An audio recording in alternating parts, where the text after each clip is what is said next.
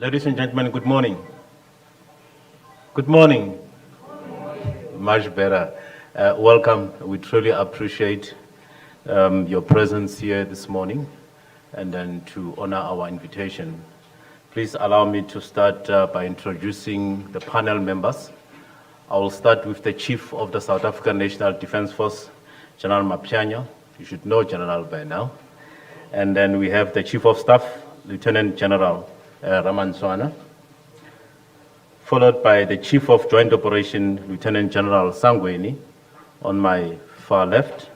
And then we have a Chief of Defense Intelligence, Lieutenant General Mkakato, and then Head of Communication, Mr. Dlamini. My name is Brigadier General Andries Mukwena Mahapa, Defense Corporate Communication. Before we continue, please allow me to request the Chief to address, and then after the Chief address, then we'll take questions.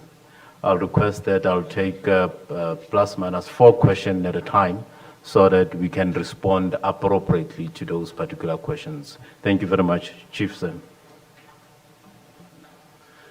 Thank you very much, General Mahapa, and to the media houses present. I greet you in this festive mood. The South African National Defence Force has noted media reports making alarming allegations about the existence of the so-called South African National Defence Force death squad responsible for acts of kidnapping, torture, and murder. The South African National Defence Force views these allegations in the most serious light, as these fabrications has a potential to damage the image and reputation of the South African National Defence Force. It is important to note that all matters raised in these reports are of a serious nature, and one would have expected that those who have such information, together with their sources, have an obligation to report such crime to law enforcement authorities. There are a number of avenues where crimes can be reported, such as any law enforcement agency, that is the public protector, the military ombudsman, and any other such agency. On the 24th of April 2020, a joint statement by both the Hawks and the South African National Defence Force was issued, which confirmed the recovery of the stolen rifles and pistols and the subsequent arrest of persons found in possession of the recovered weapons. The matter is due again in court after the sitting on the 5th of December 2023 for arguments by the suspect's defense team. Military courts are open to any person to attend, and during that sitting, I take it that even the media will be allowed to be in that court should they wish to be there. On the matter of allegations on the abduction of an individual linked to the Mall of Africa, media statement was issued on the 16th of September 2023 in response to the media inquiry stating clearly that the matter is being coordinated by the joint entities, the Hawks and the military police, together with NPA. The matter is under investigation and before a court of law, and the SANDF cannot comment on the matter. The successful prosecution of such crimes as alleged in the reports relies on the reporting of the alleged crime, supported by evidence, if any, to allow the law to take its course. It is rather concerning that even with all that has been presented to the public by the said media houses, the law still was not approached, and that there is no formal charges opened against any of the mentioned persons or organizations. The law states in South Africa that failure to report a crime is an offense. It is also concerning that the media houses and the open secret chose to withhold the information that can assist law enforcement agencies to investigate and incongruously decided to publish it for whatever reason. This can be equated to a reprehensible motive or an act of defeating the ends of justice. We can state clearly, without any ambiguity, that the Defense Force operates in a constitutional and democratic state where all government institutions operate and adheres to democratic principles of the state. Therefore, like any other government department, the Defense Force can be scrutinized for anything that might seem to be going against the Constitution and the Bill of Rights, and that must be done within the framework of openness and transparency. For the record, there are no military squads in the Defense Force that exist to carry out acts of torture and murder for whatever reasons. The South African National Defense Force stands for the defense and the protection of the people and will always act within the confines of the law and the Constitution. I thank you.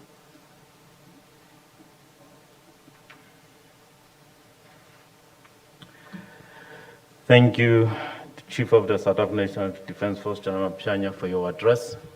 Ladies and gentlemen, I am in a position now that we can take the questions. Can I have 4 at a time? Please raise your hand, your name, the media house you are coming from, and then you pose your question thereafter. Can I take 1?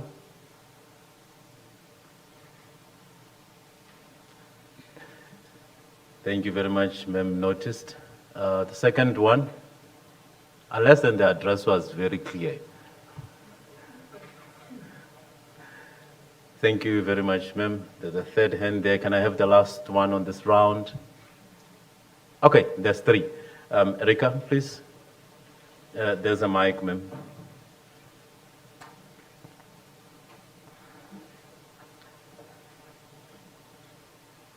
So, and everybody else.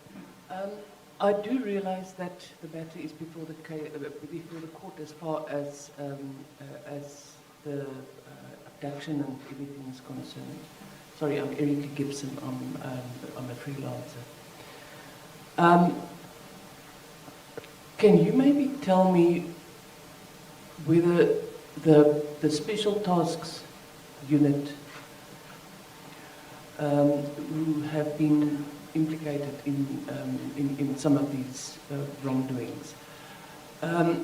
When you took over as Chief of the Defence Force, were you aware of the Special Tasks Unit of the Special Forces? And maybe just give us an indication, when was this unit created? And then secondly, who oversees any orders, who issues any orders to this unit? Do they only act on orders from the Defence Force, or are they operating in conjunction with other state departments or agencies? Or why are they being used domestically while the Special Forces prime mission is to operate mostly cross-border? Thanks. Thank you. You're covered. Thank you very much. There was a hand on my far left. Yes. Umberto Vacchi from Agence France Press. My question is likely on a side topic. The presidency of the Democratic Republic of Congo said that troops from South Africa are going to be deployed there this month as part of a SADC force, including troops also from Malawi and Tanzania. I wanted to ask if it's possible to confirm that, and know a bit of details of how many troops from South Africa will be going, when exactly they're arriving in the country, where they will be deployed exactly, and what's their mandate. Thank you. Sorry, sir, we didn't get your name, please. Umberto Bacchi from Agence France Presse. Okay. Thank you. Can I request the chief and the panel to respond to those questions? Thank you. Thank you, Erika, for the question that has 3 legs. The first one is that Special Task Unit has been implicated in the abduction. And when was this unit created? The second part of it is that who issues any orders to this unit? Are they taking orders from defense, or are they taking orders from any other security agencies? Let me start off by indicating that there is no special task unit within the Special Forces. Special Forces has units that deal with different environments.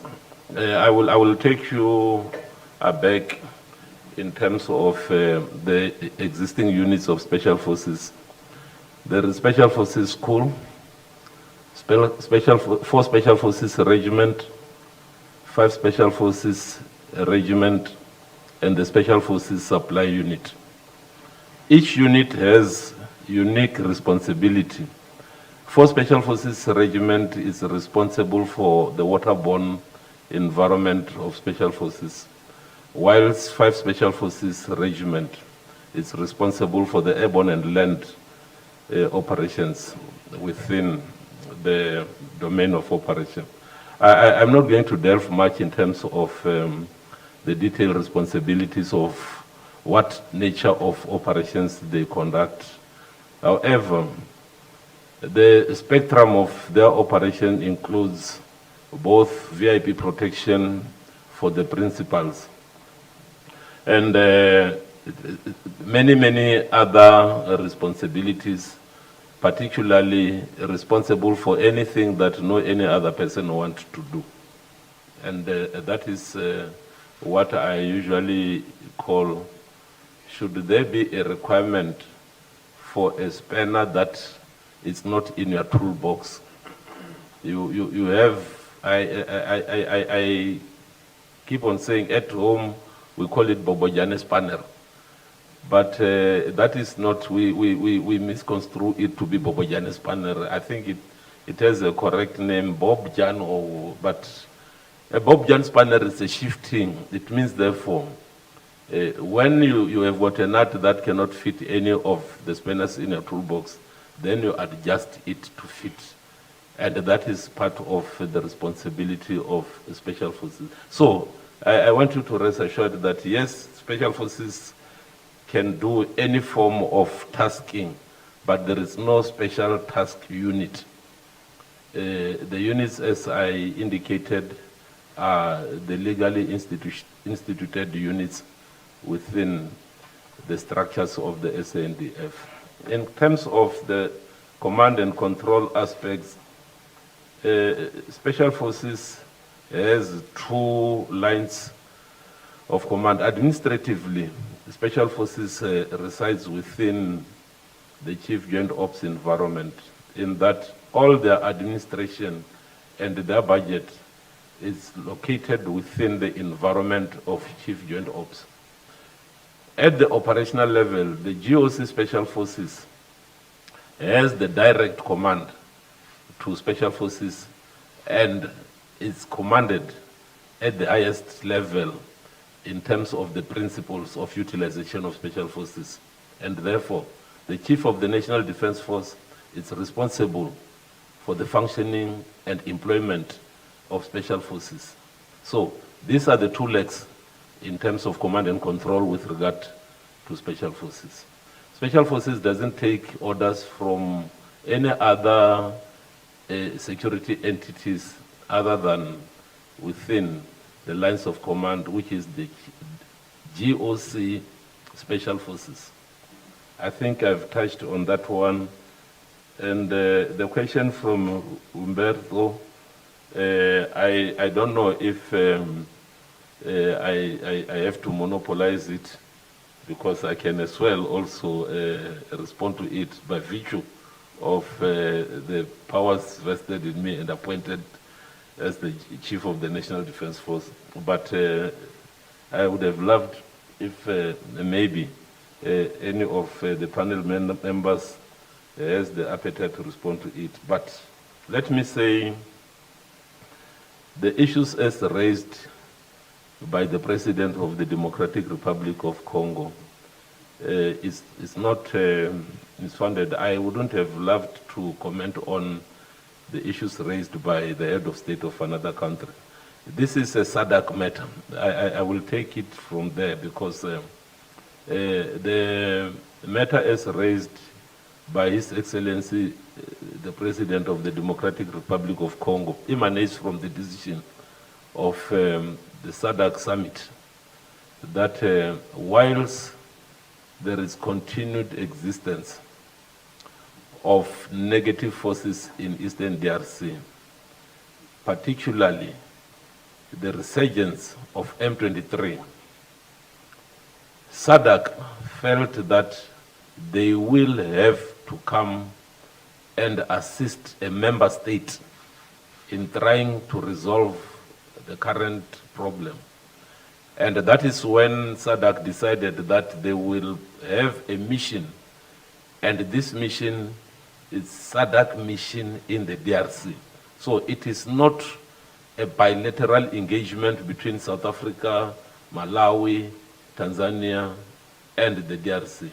It is a SADC decision, and the best that one can say is that within the protocols of SADC, everything will be communicated in as far as this force is concerned, and their mandate, as well as what their duration of stay in the DRC will be. I think it is fair to put it, because this is a SADC matter, and we will be getting into the space that do not belong to us and to me as the Chief of the National Defense Force. I might contribute forces, because if we are to be on the side of those that are dying in Eastern DRC, we cannot sit idle. We will always make sure that peace prevails. So I think in that way we have covered the two questions.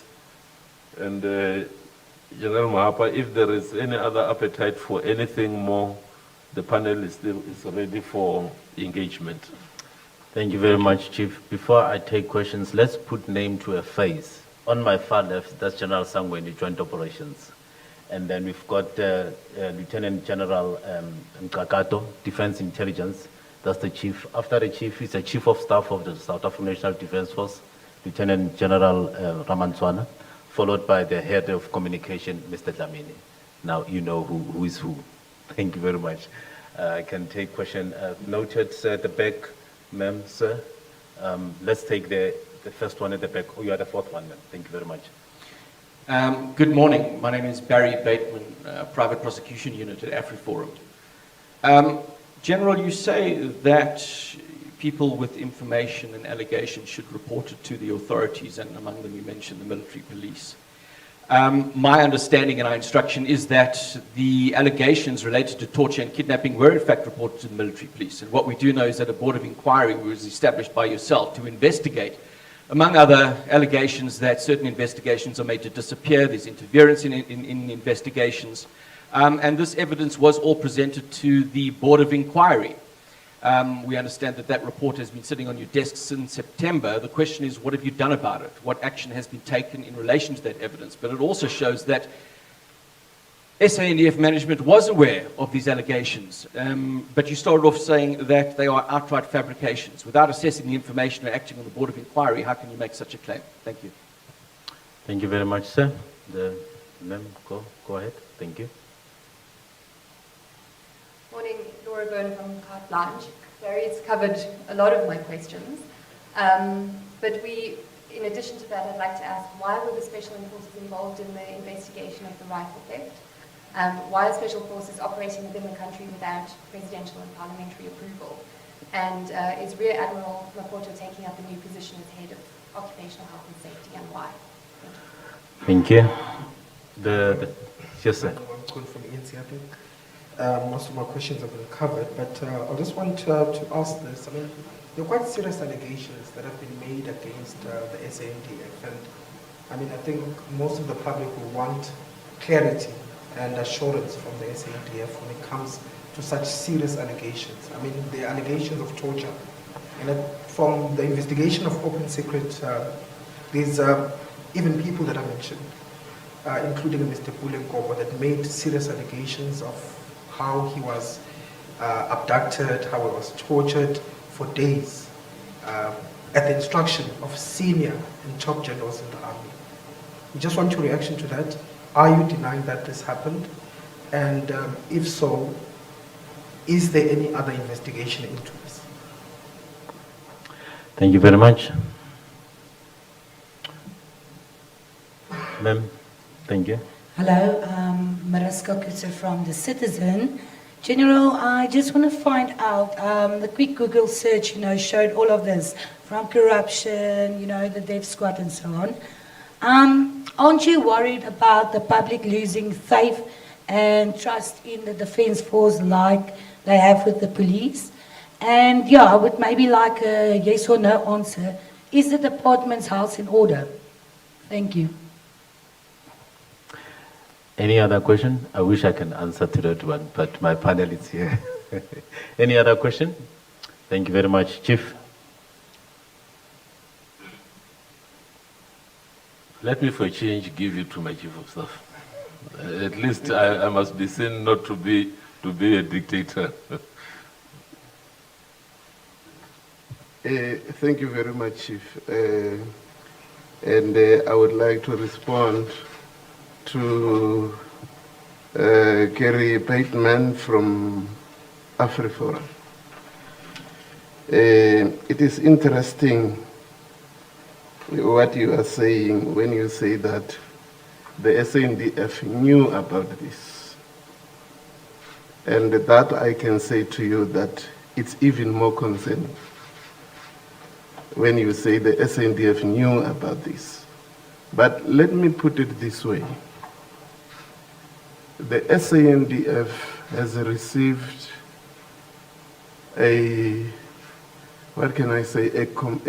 has received information internally that was submitted. That was submitted to the office of the chief. And when we received that, there was no coercion or any pressure from anybody or from anywhere. But when that information was received, it was taken with the serious light, with the seriousness that are contained in the allegations themselves. And as a result of that, a board of inquiry was convened without any pressure from anybody, without anybody asking us anything. What does that mean? It meant that we wanted to understand and get down to the bottom of the allegations themselves that are being made. Now, just to say to you, boards of inquiries, they are practices in the Defense Force. Once there is an issue that has been raised, we use boards of inquiries to unpack what can be a complex matter so that it is laid to bear and we get to understand where and who do you hold responsible if there is such conclusions in that board of inquiry. Now, in this case, a board of inquiry was convened, and it is an internal tool in the Department of Defense. It is in process. It is in process within the Department of Defense, and there are a number of things that needs to be done with that board of inquiry. The fact that the board of inquiry was completed in September, or was completed when? The board of inquiry is subjected to a number of internal processes. So once it is completed, because you have got to deal with human beings, and you've got to satisfy yourself if you have to make the decisions beyond the recommendations, the findings and the recommendations of the Board of Inquiry. So what I'm saying to you, Gary, is the fact that, rest assured, the Board of Inquiry, yes, it is there. It was convened without any pressure from anybody, and we will conclude the Board of Inquiry without any pressure from anybody. Why? Because due diligence must always be done. Due diligence must always prevail at any point in time. So that is what I can say about this one of the Board of Inquiry. Chief, I would like to hand over the others. Thank you. I don't know if there is any of the panel that would like to have an input before I also give my input as well. General Mkalato. Thank you very much, Chief. Good morning to everyone. Just to add on what the Chief of Staff has indicated, the issue of the BOIs, it's more of an internal matter where whenever there are certain allegations or information that comes to the fore, necessitate the chief or any of the senior officials who may deem it necessary to investigate the matter and ascertain the veracity of the information that has been brought to the fore, would then have the prerogative to institute a BOI. It is done through a convening order, which will then appoint the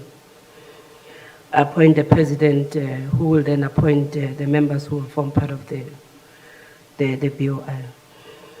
And in this particular case, Brigadier General Morehouse was appointed as the president of the board after the chief had taken due consideration of the seriousness of the allegations that have been leveled against whoever was cited on the document that necessitated the institution of the BOI.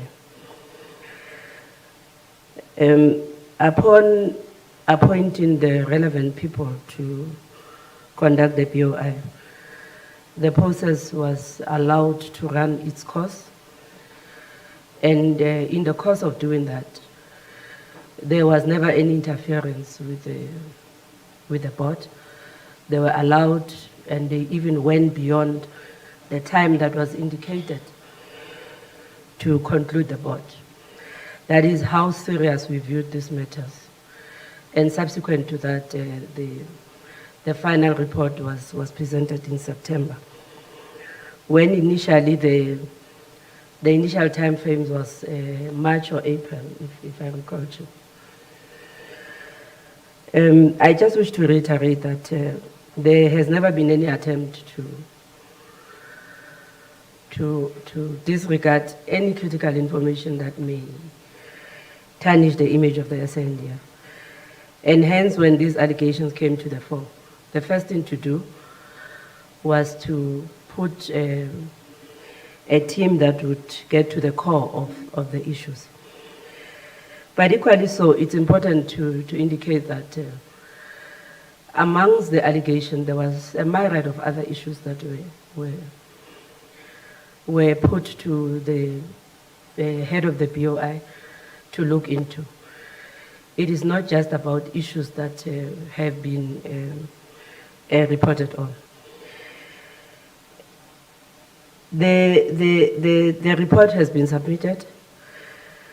It has been presented to the chief, and the chief has the prerogative to apply his mind on the recommendations of the board and act in accordance with what may be recommended and what may be deemed feasible or possible to do.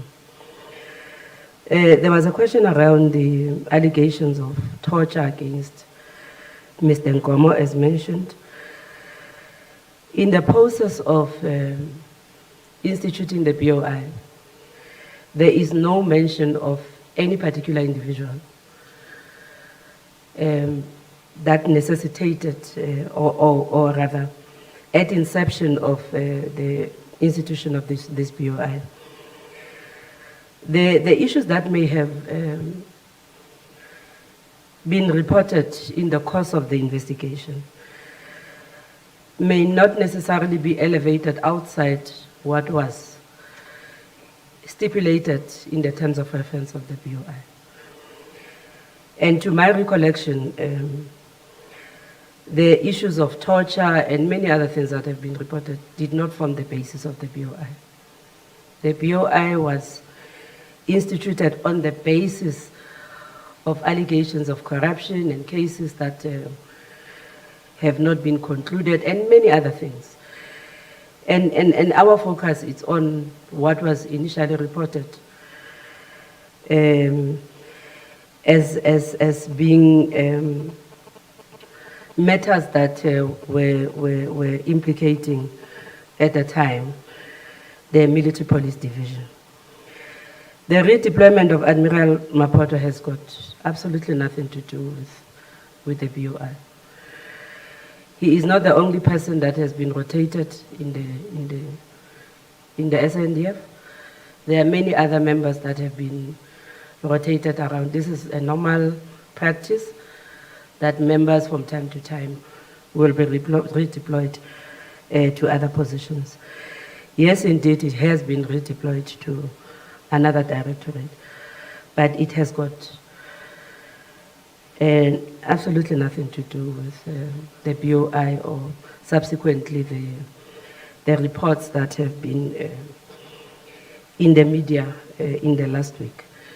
The process of staffing started some time ago. That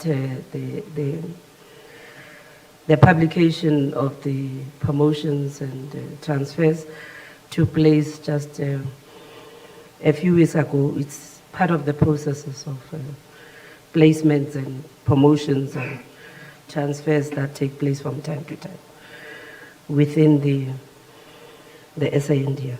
Thank you, Chief. Thank you. Let me indicate that the response by both the Chief of Staff and General Mkakato with regard to issues raised by Gary, as well as law from Cat Blanche. One thing that is very important is that we always express that the media is part of our societal structure in as far as informing our public is concerned. And I really applaud the work that you are doing. It becomes worrisome when the media misinforms the public on issues that are not accurate. And sometimes the blame cannot be squarely put on the media. Sometimes the media does not get the direct access in terms of engagement with us as the leadership of the defense. We have always said we are open to engagement in all matters, and we have always said we take the media as our force multiplier. I'm saying so because I get very much worried when allegations of torture are leveled. One tends to be worried because what narrative are we trying to put to our people? Are we trying to say to our people, you had always been saying the defense is our last line of defense. Now we are now in having an effort or making an effort to tell you that your defense force that you say is a line of defense. We will fabricate issues that do not exist so that you erode that confidence. I am saying so because this question that was raised by, is it Law from Carte Blanche to say, oh my apologies, not Law. These are serious allegations and will always take the people to feel vulnerable. And indeed, if we misinform the public will start having questions, and these questions are not healthy for the well-being of our citizens. I take it is each and everyone's responsibility to report on accurate issues. I had never been appointed to lead the killer squad or murder squad or abduction teams. That is not what I had been appointed to do as the commander and as the chief of the National Defense Force. And I take this thing very seriously because what message do we want to convey to the people of South Africa? We have got a responsibility in times when hope seems to be abandoned to give hope to our people. And the National Defense Force is our people's hope. Hence, I'm saying it's their last line of defense. However, coming back to the questions that had been asked, the issue of succession and placement, it's an internal matter in any organization. People will move from one area to the other according to the needs of the organization. I don't know why we single out Admiral Mapoto out of a list of 250 people that had been actually moved, either promoted or moved laterally.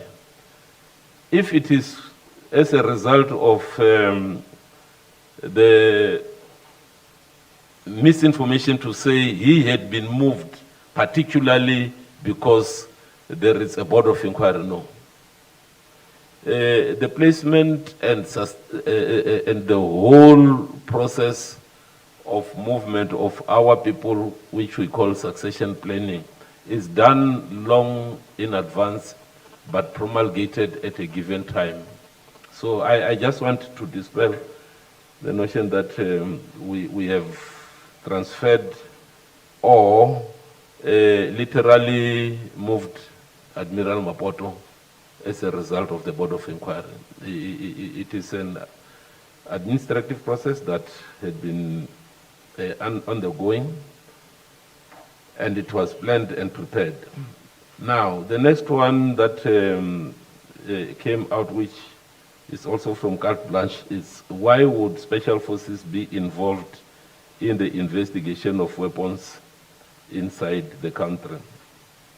I have indicated that there are a number of tasks that can be given to Special Forces, and the myriad of those tasks, I said, it is really in your interest that the functioning of Special Forces cannot be discussed in the public domain and in the open. But it doesn't matter. I said Special Forces, maybe somebody will assist me with the correct name of that shifting span. I tried to Google it as to why should South Africans call it Bobujan, but that shifting, it means anything that you want done anywhere in the world, as the campus rose depicts, they are ready to be deployed by day or by night. So there is no malice.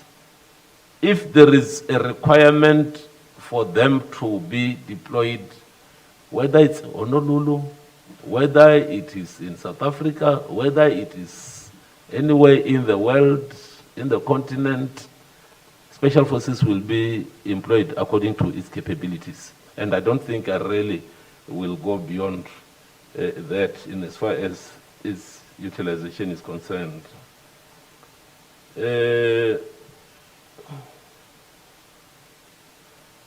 The issue that was raised of Pule, I think the issue still remains sub judice. I was made to understand if this had been brought to the law enforcement agencies, then it will be handled at that level.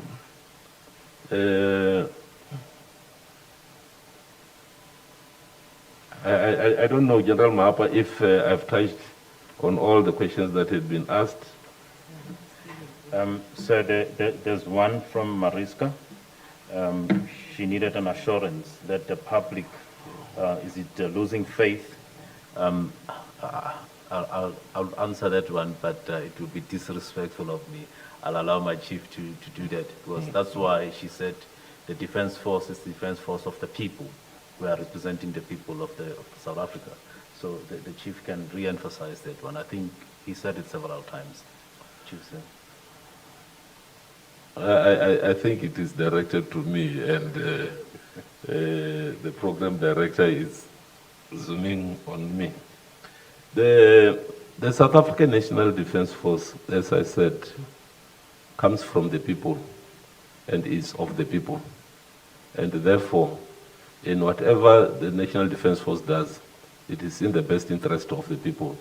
And therefore, I'm more concerned in how we put your defense force in the public domain.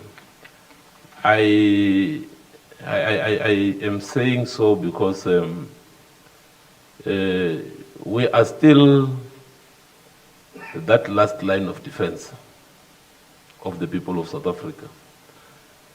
The challenges that each and every organization experiences are not immune to those organizations. The South African National Defence Force is part and parcel of the entire security infrastructure of South Africa, and is part and parcel of the government of South Africa. So if there are challenges of the fiscus, yes, they will be affecting the defense force as well. If there are reductions in the budget, yes, those reductions in the budget will also affect the defense force.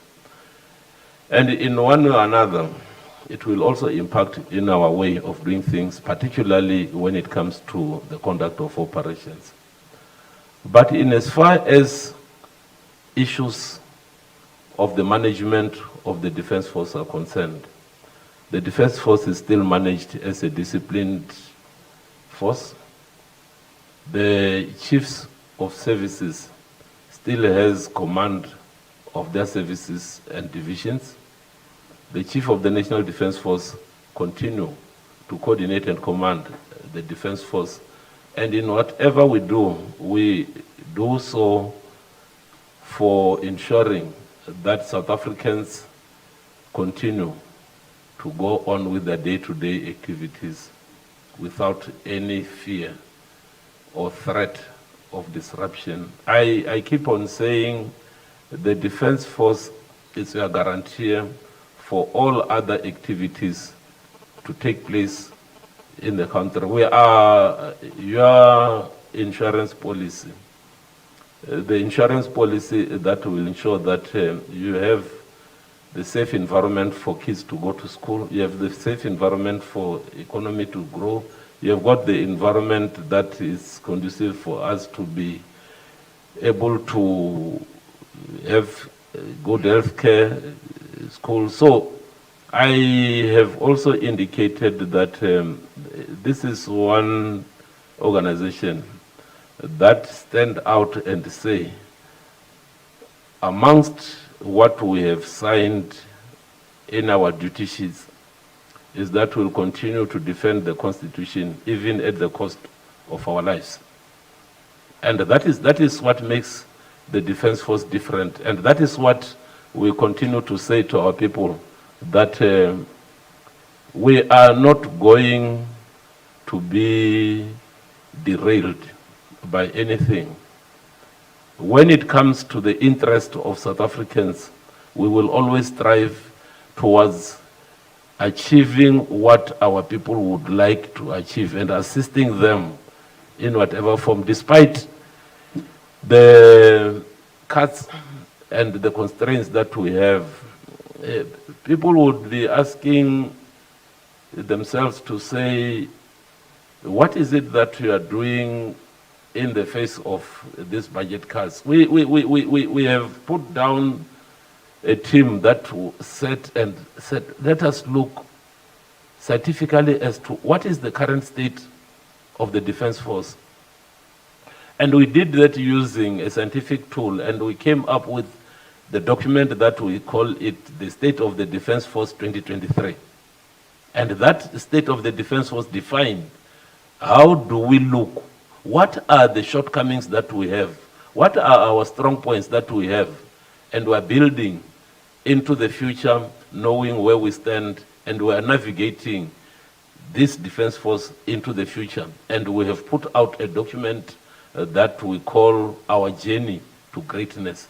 This is now a long-term document that we said it will take this organization into the future, looking at our current status and then defining what we need to put in place for the people of South Africa to have a credible defense force that will be there for them under any circumstances should there be a threat to their well-being. So the defense force had always been of the people, from the people, and will always be for the people. I think this last one, it will need each one of us to come to the table so that when we inform South Africans, we must inform South Africans on matters that will not just be for sensation and discrediting the Defense Force. I looked at this matter that was raised in terms of the weapons that were recovered. I asked myself, I said, really? No matter how, I'm not trying to justify anything, but I'm saying, wouldn't South Africans be worried that there are so many weapons that had been out there and the speedy recovery of those weapons? Shouldn't we be really happy that those weapons had been recovered? I'm not justifying that they should have been stolen. No. The fact is, why do we then try and derail the minds of South Africans from the core issue to say we have avoided people to be killed because we recovered those weapons? For whatever reason, the focus now goes away to things that we shouldn't really be concentrating on, rather than concentrating on this key aspect to say, indeed, the weapons were recovered. So I think we must collectively, both the Defense Force and the media, have a way of engaging so that if there are things, I think the best to do is not to speculate. And to avoid speculation, we must always be ready to engage whenever you feel. And again, maybe we must come up with an endeavor that we sit together and say, how best can we actually articulate our security positions together? Because you are the ones that are in the forefront of letting the people know what is happening, not only in defense, but you are the ones that can feel the pulse of the people. General Mahapa, you asked the wrong person to respond to that one. So there are members who are, or couple of, the public and other media houses who are watching live. So there's a couple of questions that have been sent. One from Times Live. Times Live, they want to know, is the SANDF cooperating with the Hawks in terms of investigating the murder of Colonel Matipa of the Hawks, who was investigating at the Mall of Africa? That's a question from Times Live, sir.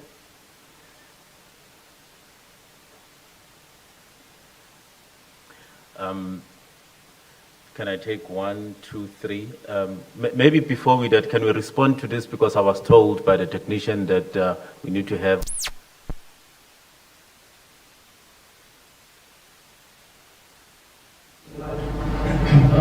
Can we respond to that one, sir? Then we can take the others at a later stage, please. Thank you. I, again, don't want to monopolize this, but this matter, we are all aware that it is, in legal terms, this is sub judice. And we in the National Defence Force will collaborate and cooperate with anybody. We are law-abiding, and as such, we will always be there if there is a need for us to assist in any form of response to any investigation. We had been to many commissions as well, so we are open to any form of assistance. I think I will leave it at it because it's sub judice, and we will not get into details on this matter of the investigation on the Hawk investigation. Let me put it there. Thanks. Thank you, Chief. My technician has said we can continue. I'll take the last three questions. I'll start, ma'am, here in front, the second and the third one at the back, Erica. From Newsroom Africa. Our question is that we keep hearing you, Chief, that you're saying that this is damaging to SANDF, but the question is how damaging has these reports been? But also at the same time, the question is, have you then reached out to Open Secrets to perhaps find out if this evidence could be something that you could look into, because they seem to be adamant that this is something that they are sure of, and there are a lot of people that have been spoken about that have spoken to these issues. Thank you. The next one. Laura again from Cartline. General, you talk about allowing the public to operate without fear or disruption, but there are reports that the whistleblower, Pule Nkomo, has faced ongoing harassment, intimidation, threats of violence. Has the Defence Force been aware of this, and are you doing anything about it? Thank you. Can we take the last from Erica? I have many questions, but I'll try to limit them. General, there's already been evidence before the court after the abduction case was in court earlier on that there are front organizations and such being operated and with the full knowing of the Defence Force. Isn't that a relic from the past that everybody thought was more or less something of the past? Why is a front organization necessary for the Special Forces to operate? Secondly, since when, until when did General Maloma remain in the service, either full-time or part-time, of the Defence Force? I will stick to those. If I can maybe just add, with regards to transparency, could you maybe give us an update? There's a number of investigations that's overdue. The Mantatisi submarine accident, the fires at Yohatla, the burning of the bodies in Mozambique. We've never had any feedback on what's happening with those investigations, and some of them happened quite some time ago. Thank you very much. May I request the panel to respond to those three questions? Thank you.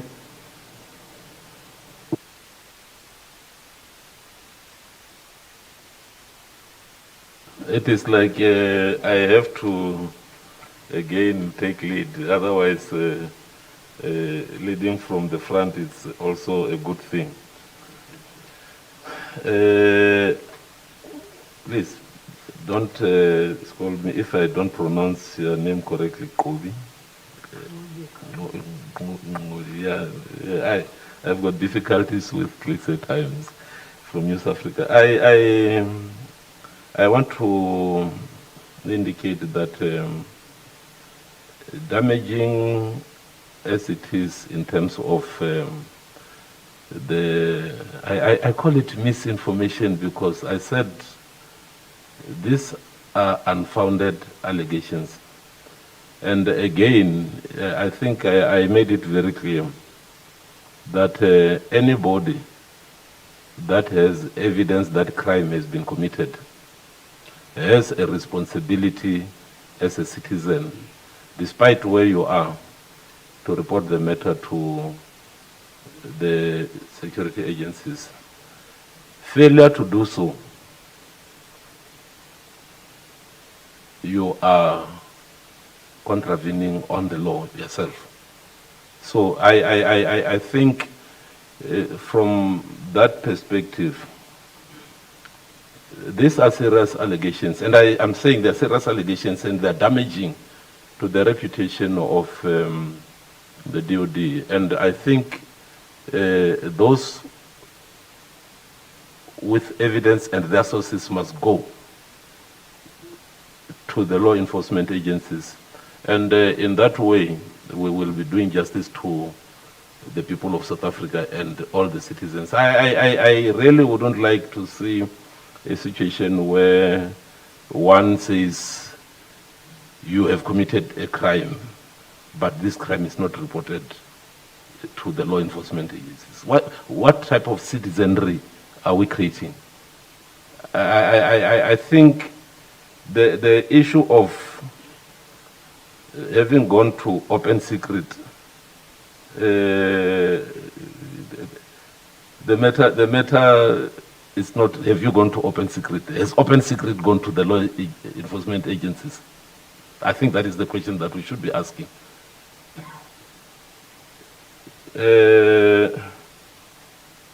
I am not aware of the question that was raised by Laura, in that the whistleblower is facing intimidation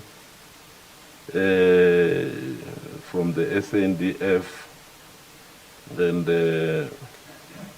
but maybe the chief of staff or any other of our panel might have something that, might know something that I don't know, and let me allow them to just also come in and allow open discussion on this matter.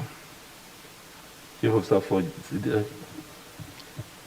General, sir, actually I was planning to clarify in Newsroom Africa on certain issues, which my sister there is saying, don't you think this thing is damaging?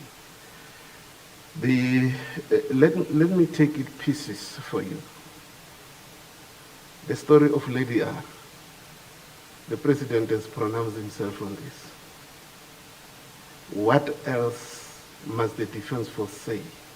Nothing. We have said what we had to say.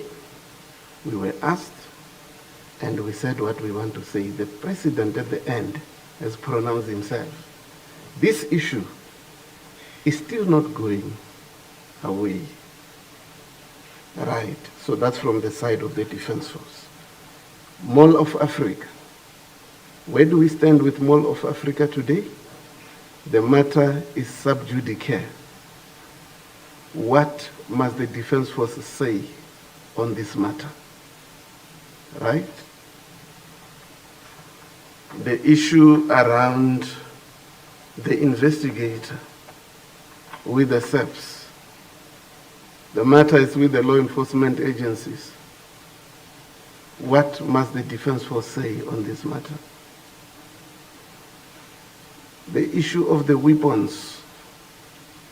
The matter is going on in the Court of Military Judges. What must the Defense Force still say on this matter? The issue of the Board of Inquiry. There might be agency to be saying, what is then the Defense Force doing about this? And like I said, this is a matter we take very, very, very serious. Hence we acted on it the minute this thing we obtained. So it is a matter that is being worked on. Due diligence must be done onto it. And I would want to leave it at that. The Board of Inquiry is there. So that is where we are now. Now you say to me, what is the Defence Force on these matters? I've just put these matters now. What must the Defence Force do with this one when we are in this state? I think here, all of us should have clarity of minds in terms of these matters. You know, when you take a picture of a vehicle from somewhere, you pick it somewhere, and then you are making stories about it. These matters are where they are right now. As a Defence Force, what is the next thing that we do? And that's why I'm saying we all need to have a clarity of mind on these issues. And I think the Chief has covered the issue here. You know, if there are issues such as the ones that you have asked the question on, the last matter which I consider it very sensitive, the Chief has clarified that. I wouldn't know why, when there's such an issue, you are not going to the court of law.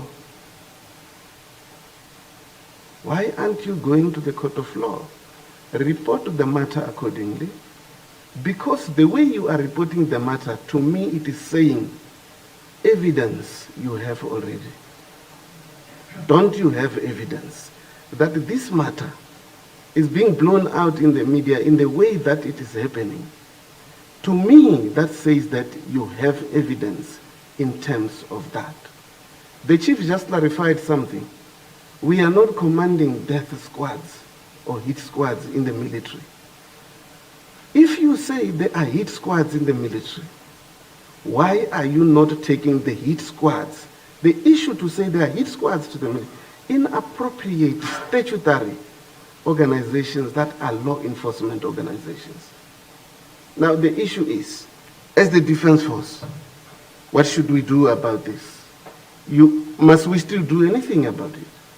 We respect the law and we support the law enforcement agencies, which is why the Chief was saying, on the question of the military police, we support any organization, any law enforcement organization, where the military police must lend a hand, where they must cooperate and work jointly with other law enforcement agencies. They must do so without reservation of what is required of us.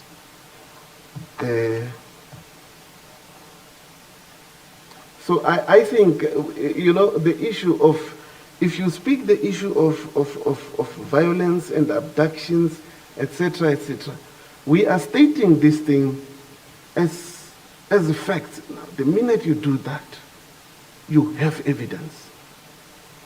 If you have evidence, can you go to the necessary institutions and report this?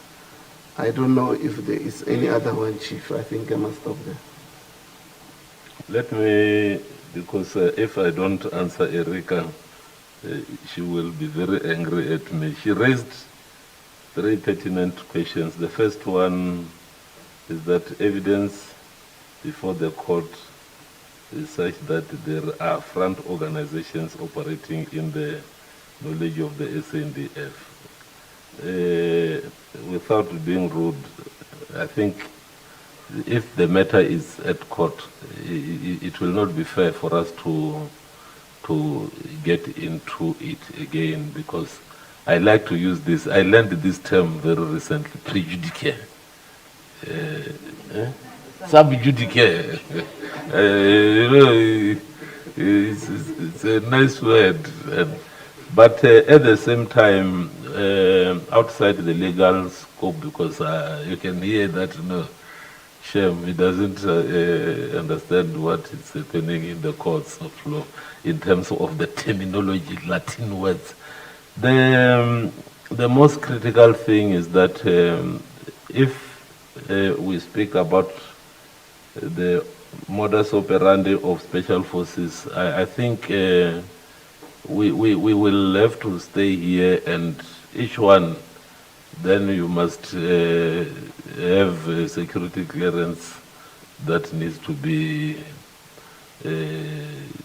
processed. But let us not look at the modus operandi of special forces.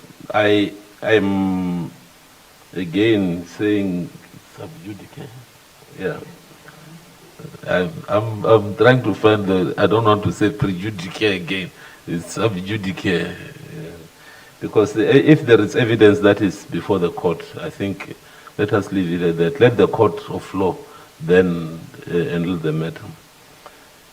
Now, the second issue that if I don't answer correctly, Erika will again come back and say, I need a second bite. The issue of General Maloma. General Maloma was appointed as the GOC Special Forces after General Mapsanya moved from that office. And then 2 years ago, he served and he was replaced 2 years ago by another General Mashiho. General Mashiho took over command, and then he was then replaced when he was given added responsibilities as the GOC infantry formation early this year, and he was replaced by Brigadier General Yalo. So all members that leave the system completes a form that requires them, if they are willing to serve in the reserve, and that does not guarantee that you will be called up. You will be called up if and only when there are requirements for your services. So General Maloma, I haven't checked whether he completed that form for reserves, and if he did, I haven't seen him being called up, but the call-up issues are HR matters, and people are called up for different tasks. With the experience that he has, sometimes he might be called for as an instructor or any other thing. I really haven't checked that one in terms of whether he had been enlisted in the reserve and whether he had been called up.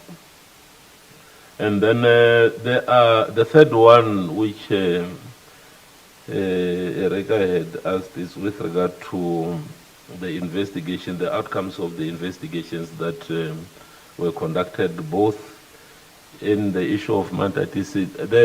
The board hasn't reached my office yet. They have now put it, I think, in the legal environment, trying to check whether the conformity part of it, as well as the CTC. I think the CTC, one of the fire, is also almost done. The due diligence is being done. The one of the banning, she calls it Mozambique banning. We had never been involved as the SANDF in that investigation, particularly because it was the SADC that took lead in the investigation, and they said as soon as they have concluded their investigation, they will share it with the troop contributing countries. And South Africa is one of the troop contributing countries, and they haven't yet formally shared it with us. We will follow up on that matter because it is a matter of interest to our people who are troop contributing countries, and our people need to know what actually happened, even if we were not involved. So let me leave it. The General Sangweni has an appetite to also add on what Erika is asking. Thank you. Thank you, General, and good morning to all the members here today. Maybe let me start. The last time Chief National Defence Force, you were friends with Erika. The last time we were here, you confirmed, So I believe it still remains the same. I just want to also add, General, regarding the question by Erika about the banning of bodies in Mozambique.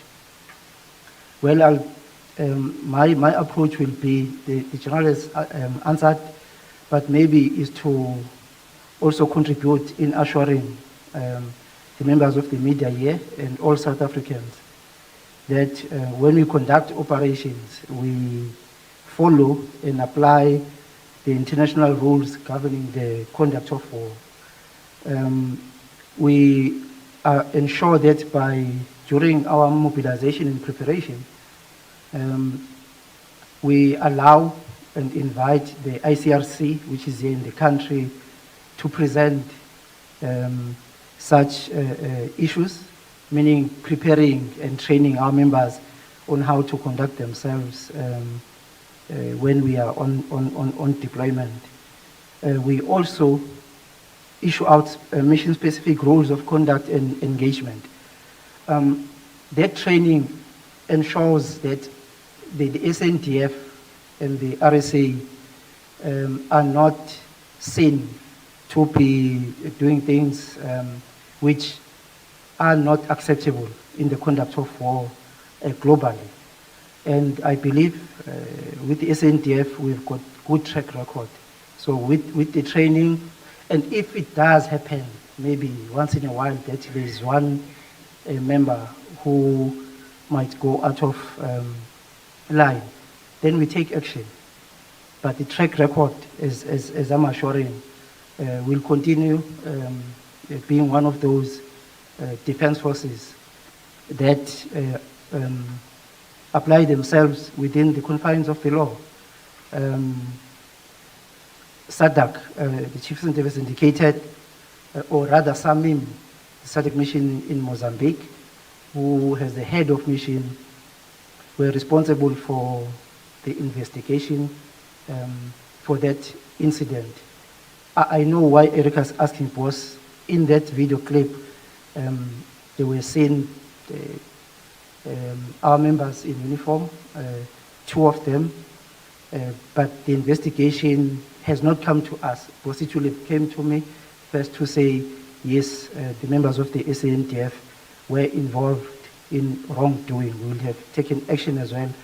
And if I'm correct, the ICRC also went to Mozambique to investigate on their own. They have not come to us to say they found wrongdoing. So we must remain confident that when it comes to how we conduct ourselves in operations, we are still in line, and South Africans should be proud of the SANDF. Thank you, Sean. Thank you very much. I would like to close with questions from people who are doing this media brief. The first question comes from King Prosper. Does the current government take defense seriously? They are giving SANDF more task every day, yet reduce the budget. I think the question is misplaced because we don't dictate our own budget unless if the panel want to respond to that one. The second question from Makis Prosper again said, what does the chief of the SANDF think about the criticism from the media and the former SANDF members? Is it fair, or is there any ulterior motives? The second last from Tebo Khotlas from Conscious Observer, sorry. The question is, recovering stolen arms, which shouldn't have been stolen in the first place, it's a sad indictment to the SANDF. What is the view of the Chief SANDF? The last one from Piwen Gwenya is the Defense Force. If the Defense Force is of the people, what is the SANDF doing about the government that is collapsing? That question is also misplaced. We cannot respond to that one. We are not government. But SANDF is a apolitical organization.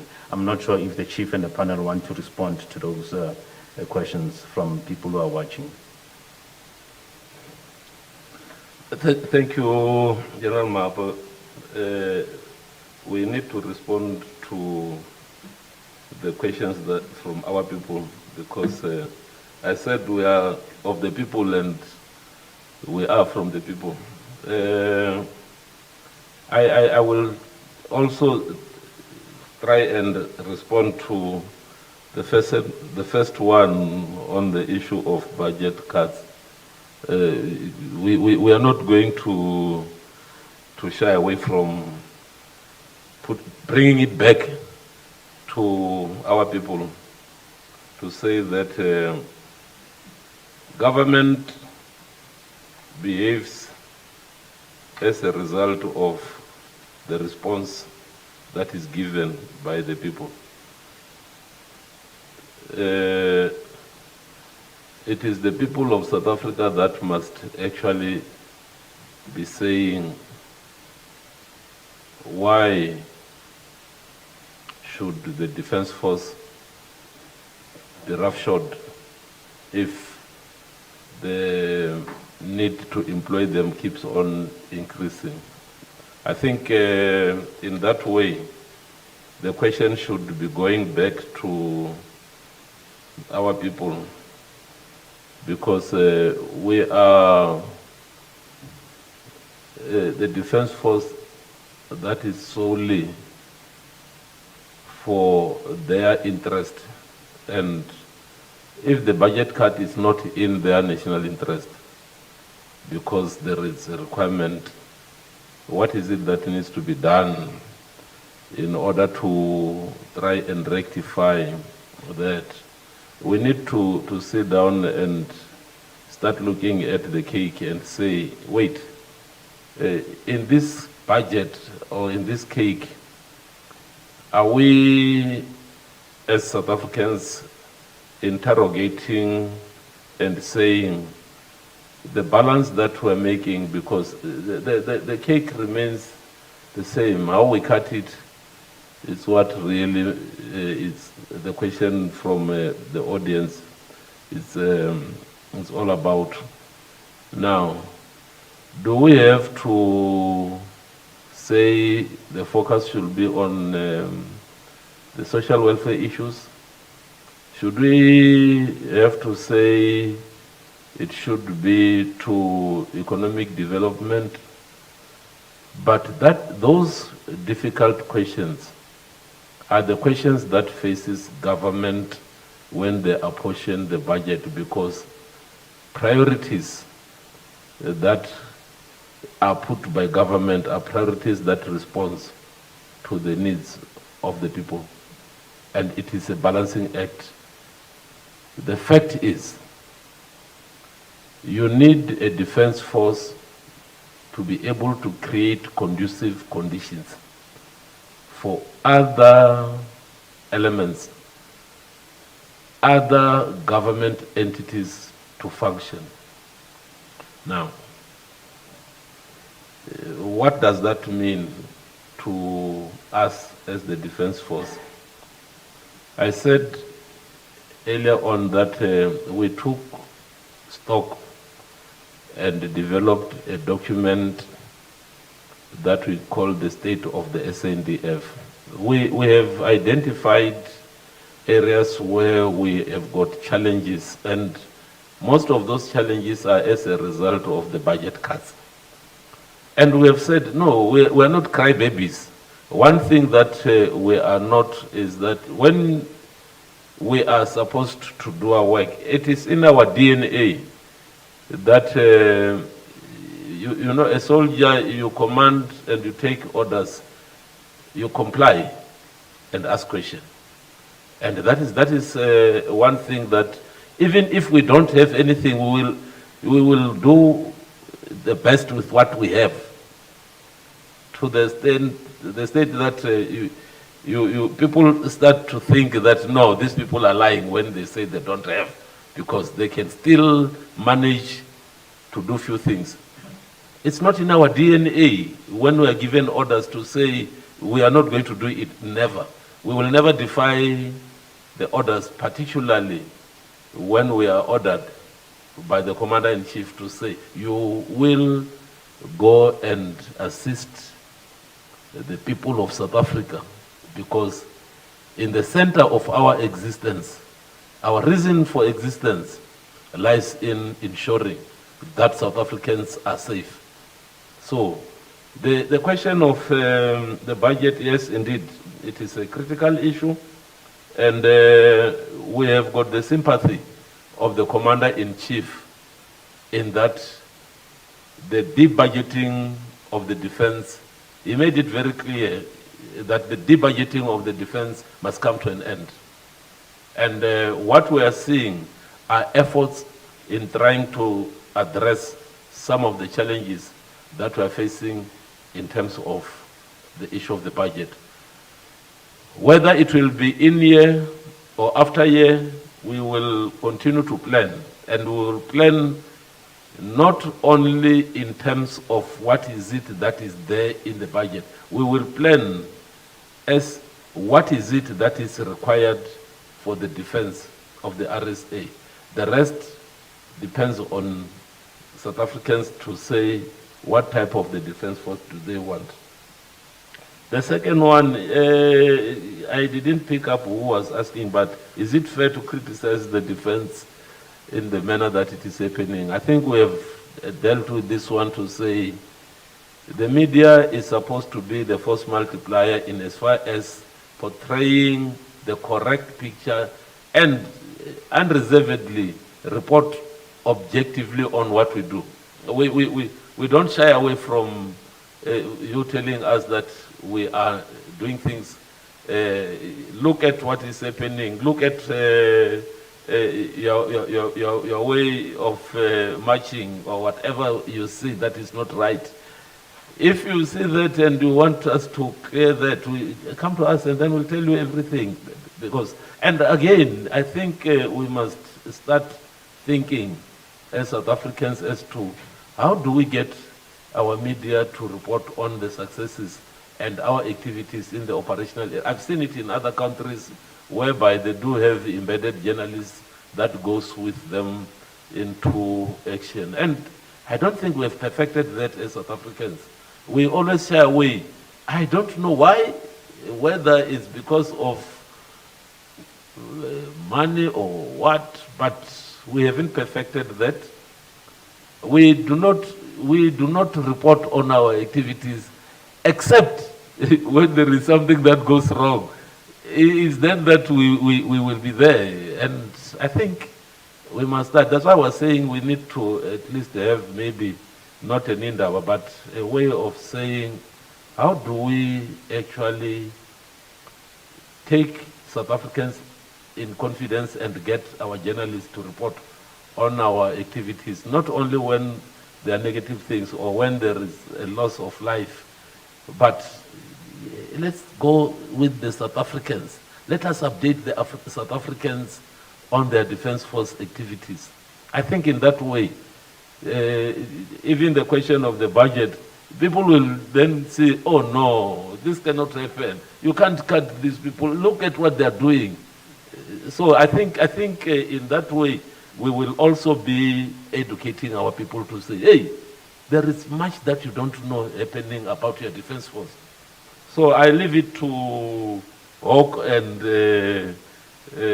if we were in a legal environment, I would say my legal friends, but in this place, I don't know how you refer to yourselves. The third one, on recovery of stolen weapon, yes, those weapons are not supposed to be stolen, but I think it is a plus. The speedy recovery of those weapons is a plus to say we reacted quickly, we managed to even get the culprits, and if some of the culprits are from within, we have let the law take its head. And then we have said we are not going to sweep it under the carpet. We issued the media statement. We have let those people go to court, and they are facing the might of the law.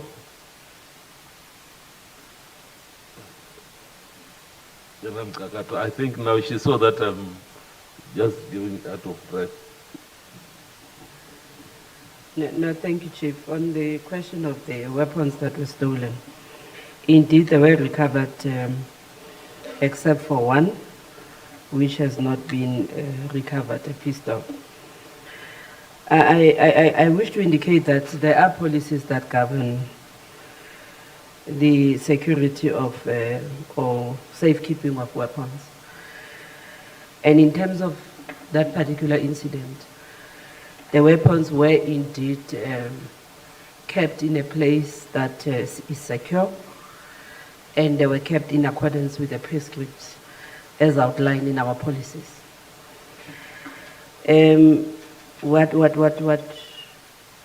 What is evident in this instance is that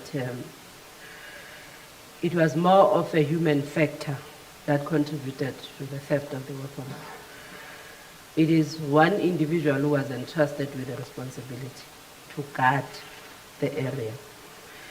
And the manner in which the alleged breakage happened, it was later confirmed that the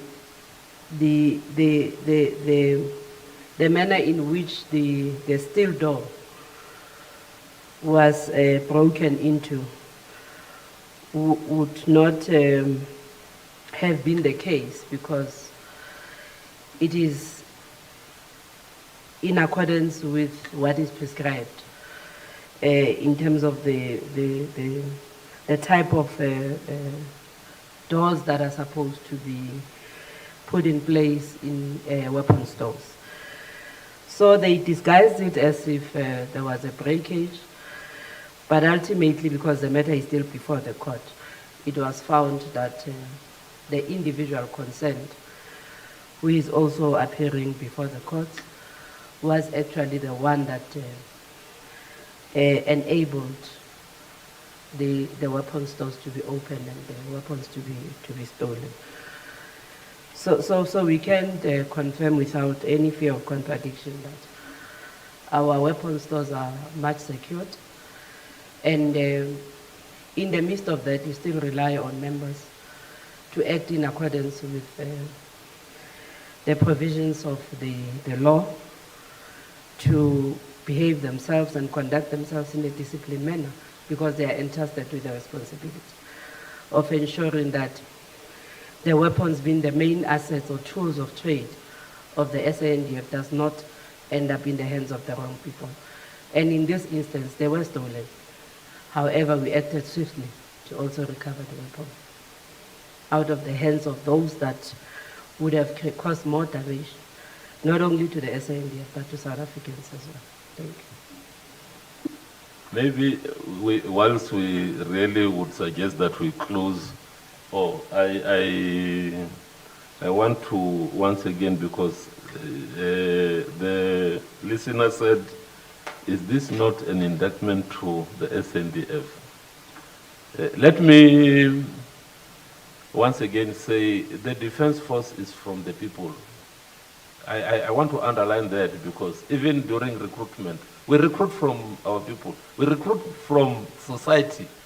And the South African society as it is, our recruitment tool may not be foolhardy, such that we detect, because if you look at our society, the societal ills that we have, it means those are the very same people that we recruit from.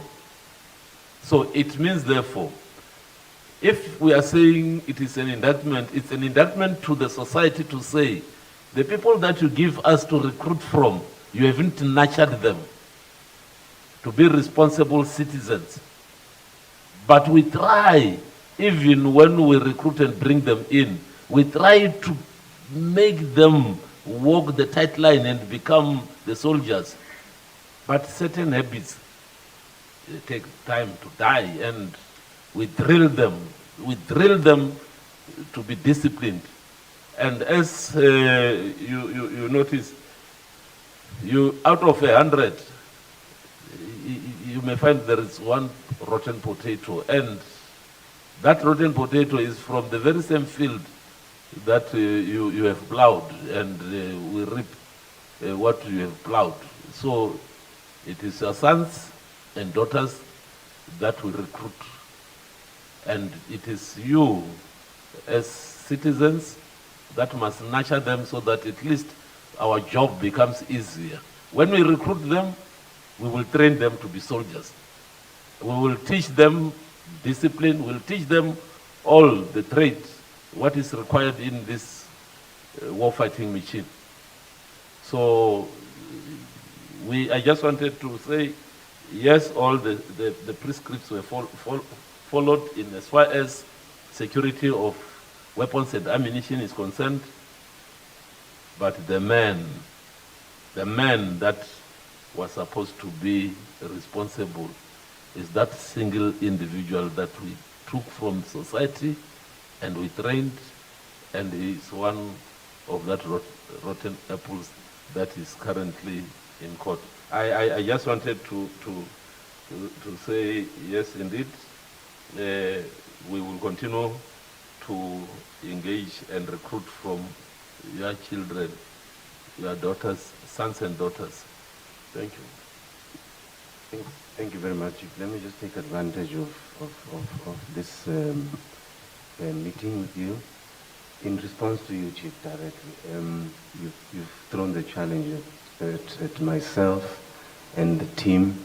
I can confirm that we've got authority from Chief Joint Operations that we can take media to the borderline in Lesotho.